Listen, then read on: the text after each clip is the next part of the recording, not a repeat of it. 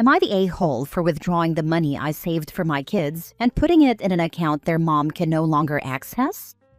My ex and I, both in our late 20s, had what I considered to be a good co-parenting relationship until last year. Then things changed. My ex started saying I should pay child support out of nowhere, and she wouldn't say why. The reason I don't pay child support is that I have our kids as much as she does. We split the costs of things, and we make roughly the same amount of money. This became a big strain on our co-parenting dynamic, and I had no idea why she was pushing this for months. It wasn't until our 2 kids told me she had a boyfriend and I asked her about it that she admitted she wanted to be able to afford to treat her boyfriend's kids like ours. And she said she didn't have the money to do it. She said she wanted to take all the kids to see a movie, go to the pool or the arcade, but it was out of her budget. We argued over this because I was clear that it was not my job to finance that. She said it was the best thing for our kids, so I should. It got very bitter between us, and I was unwilling to give. She didn't have a leg to stand on to get child support either. So toward the end of last year, she decided to take money from our kids' savings to pay for these other kids to join in all the activities she wanted to do with them. I found out after she had withdrawn a couple $100 from the kids' accounts. I spoke to my attorney and decided the best course of action was to withdraw everything I had saved for the kids and set up a separate account that she can't access. She found out when she tried to withdraw more money and realized it wouldn't support this for long. This turned into another fight, and I told her she couldn't do anything about it because our kids would still get the money. She called me selfish and said I was ruining our kids' stability just to be petty toward kids who did nothing wrong. I told her that if she hadn't started taking from our kids' savings for these other kids, I wouldn't have needed to do it. I have confirmed that I am 100% legally in the clear, so that's not a concern for me. But am I the a-hole for withdrawing the money? And am I the a-hole for doing it without telling her? Now for the top comments. Not the a-hole. You don't even need to come here and ask this question. There's no way you are the a-hole for protecting your kid's future while your ex plays mommy to her new guy's kids. The audacity for her to ask for child support. Does her boyfriend not have a job? It's not unfair on the kids. They can still go cinema, etc., but when they're with you. I'm not sure what the deal with her boyfriend is, but I would assume he does work since they don't live together at this point, and he has his own household to support. Sounds like she wants you to pay child support for someone else's kids. They aren't even yours or hers. Talk to your lawyer about her taking the funds without your okay and what legal remedies there are. At this point, I'd also consider seeking more custody. Use any texts where she talks about this as evidence she's stealing from her own kids to fund the lives of her boyfriends. I have already spoken to my attorney, and there's nothing I can legally do about her withdrawing the money and using it like she does. Some of it was saved by her, so she's allowed to use it if she needs or wants to. But I had the biggest majority saved, and I wanted to protect it, so I removed the funds. It's also not going to change custody in any way. The only thing I can do is make sure my kids have money saved for their futures. The next thing she's going to do is lie about the cost of things, and likely attribute things she's buying her boyfriend's kids to the kids you share. Demand receipts, and full accounting before you split anything else with her. What she's doing is shady and dishonest. My own mom took my inheritance my nan left me, and constantly was borrowing my savings and never paying it all back. Next story. Am I the a-hole for not letting my stepdaughter share a room with my daughter? I have 2 children, a 16-year-old daughter and a 10-year-old son. My husband has 3 children, a 16 and a 14-year-old daughters, and a 10-year-old son.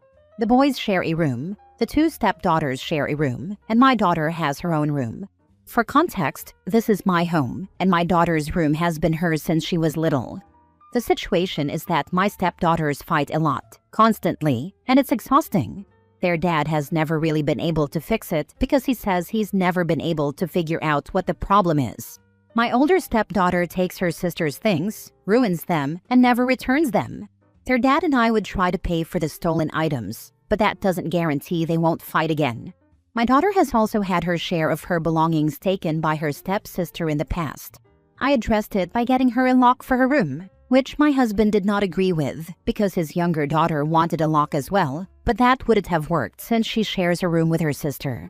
After a series of big fights between the stepdaughters, my husband said the only solution was to get them away from each other by having the older stepdaughter move into my daughter's room. I said no for several reasons. First, that stepdaughter is basically a thief, and she would start stealing from my daughter. Second, this is my daughter's room. Even if he argues that it isn't fair that his daughters are stuck in one room, while my daughter gets a room to herself. He begged and said he felt like the fighting was never going to end and that this was the only solution. I suggested mixing the boys with the girls, but he said absolutely not. Boys never share with girls, period. I said I wasn't going to allow what he suggested, and we ended up fighting. He called me selfish and unsupportive because I said he needs to handle his own daughters. He said he would go stay with a friend because he could no longer handle the fighting. He also said he wouldn't come back until I agreed to let his older daughter move in with my daughter. I lashed out and said no way. He asked if this was the hill I was willing to die on, and I said yes, which escalated the problem. Now he's been gone for 2 days, and I'm left to listen to my stepdaughters yell at each other. He's using this as a way to hopefully get me to cave and say yes, but I can't imagine doing this to my daughter. No configuration of rooms will stop the thief from thieving. Gotta nip that issue in the bud. Where are the consequences for the thief? Rather than simply replacing the items she ruins, all she has learned is that she can take as she pleases. You're not the a-hole. Your daughter's room is her safe space, and you shouldn't have to force her to share it with someone who steals and causes drama. Your husband needs to handle his daughter's behavior, not push the problem onto your child. Where is their mom? Is she on the picture? Because then I would pack up the kids and drop them off there. She left 2 years ago with her foreign husband to his home country. She talks to the girls via social media and video calls, but does not play a major role in their lives. Doesn't seem to care as long as the girls are taken care of. She thinks this stuff, the fighting and stealing, is no big deal. Soft, you're the a-hole for letting this go on this long. You did the right thing by giving your daughter a lock for her room, but there should have been consequences for stealing in the first place. Replacing the items the oldest stepdaughter stole and destroyed only showed her that there wouldn't be any repercussions for her actions. This should have been stopped a long time ago. Unfortunately for you, you didn't marry an adult man. You married a man-child, whose solution is to make his oldest daughter's behavior literally anyone else's problem but his own. If you're serious about this being the hill to die on, then you need to call him to pick up his kids before you call CPS and/or their mother, if she's even in the picture, about him abandoning his children because he can't be bothered to parent a problem he's been enabling. Otherwise, you're enabling his poor behavior as well. I agree, 100%. However, both stepdaughters would act out if I try to get involved and play mom, as they say. I stopped trying after my husband said the girls didn't appreciate me meddling in their life. Question: since he doesn't want you meddling in their lives, is that reciprocated towards your kids? Yes, but only when it comes to my daughter since she's older than her brother. Next story. Am I the a-hole for taking my siblings to Disney and not my sister-in-law's kids? So my husband, 27 male, and I, 25 female, have been married for 2 years. A year ago, we moved from Colorado, where I'm from, to Florida, where he's from, and bought our home that same week.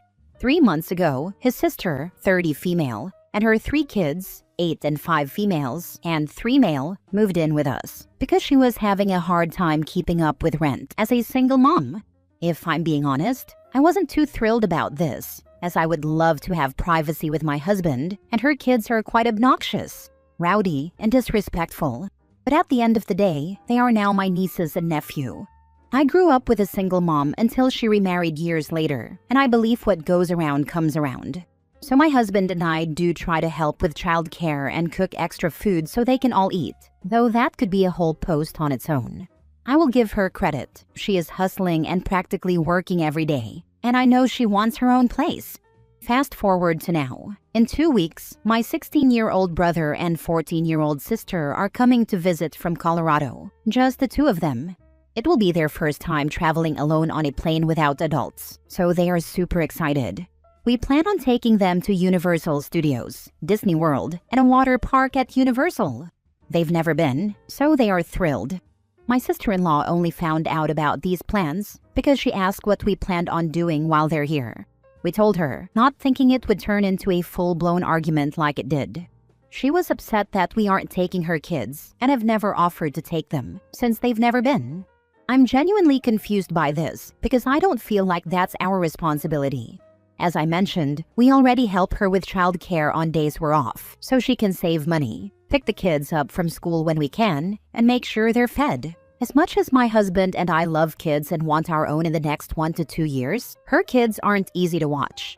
They are disrespectful, have called us stupid, don't follow rules or redirection, make messes, and say they don't have to clean up. It goes on and on. Honestly, watching 3 children who behave like that in a big, busy amusement park where you have to be extra cautious sounds like my worst nightmare.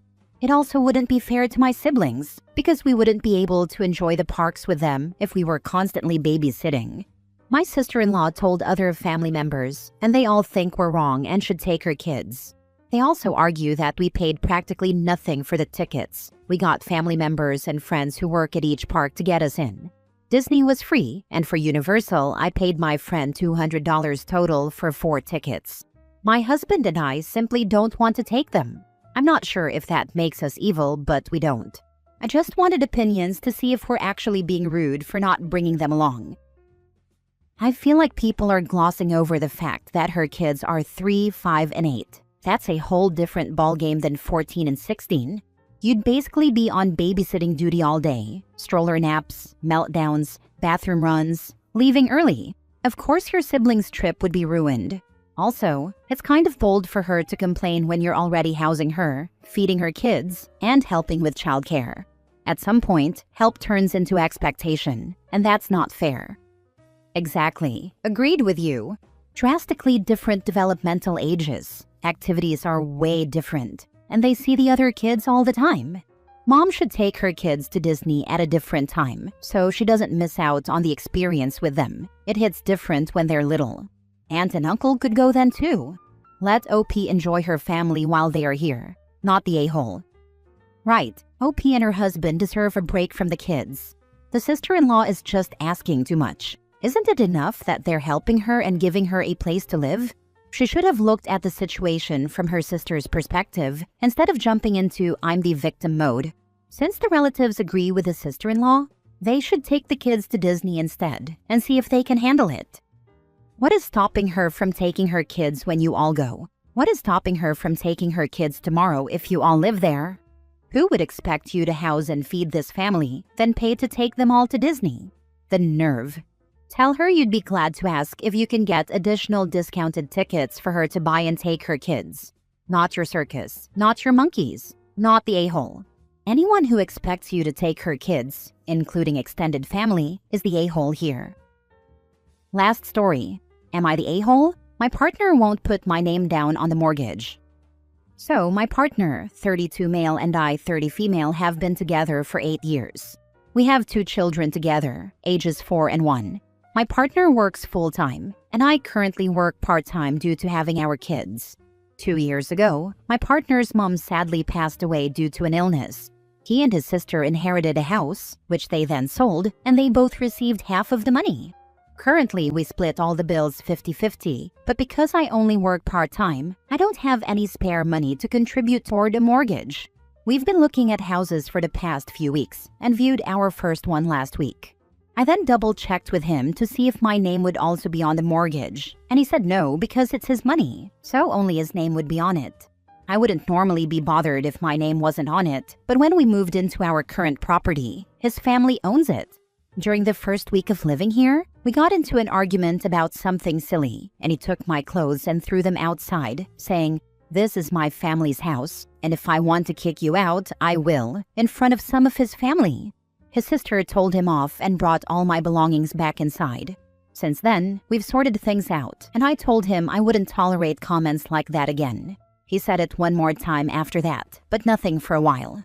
Now, I refuse to move into a mortgaged home without my name on it because I feel like I have no security due to the past, and I've told him I'll be done with the relationship if he's not willing to do that. We are not married. Am I the a-hole for refusing to move without my name being on the mortgage? Edit. Some people ask if I pay half the rent now, and yes, I do. Everything is split evenly, from rent to food, and both our names are on the lease where we rent. People also ask why he threw my clothes out and what the argument was about. No, I didn't cheat or anything like that. It was a silly argument that I don't even remember the details of. We haven't gotten married because he doesn't want to, due to his mom being in many failed marriages. I'm not bothered about being married or not. It just hasn't happened, and that's fine. He's a great dad, and if I need help, he's there. The reason I posted this was to get other people's opinions and see if I'm being unreasonable, which I don't think I am. The second the clothes were thrown outside, I would have been out of there. 2 kids, limiting income so you are reliant on him, throws your stuff outside. It's easy for everyone here to say leave him. I'm assuming you're financially trapped and probably don't have family near you, as only his family was mentioned. I'm sorry, but no, you're not the a-hole in this scenario. I may get some hate for this comment, but this is why you don't move in with him or have kids with them until y'all are married. That's where a woman's security starts. And I would have to think very long and hard about being a stay-at-home mom. Not that I wouldn't love it, but I don't want to be financially dependent on anyone. Ladies, please get your education or a good-paying job and be able to support yourselves. Tips from an old Southern broad.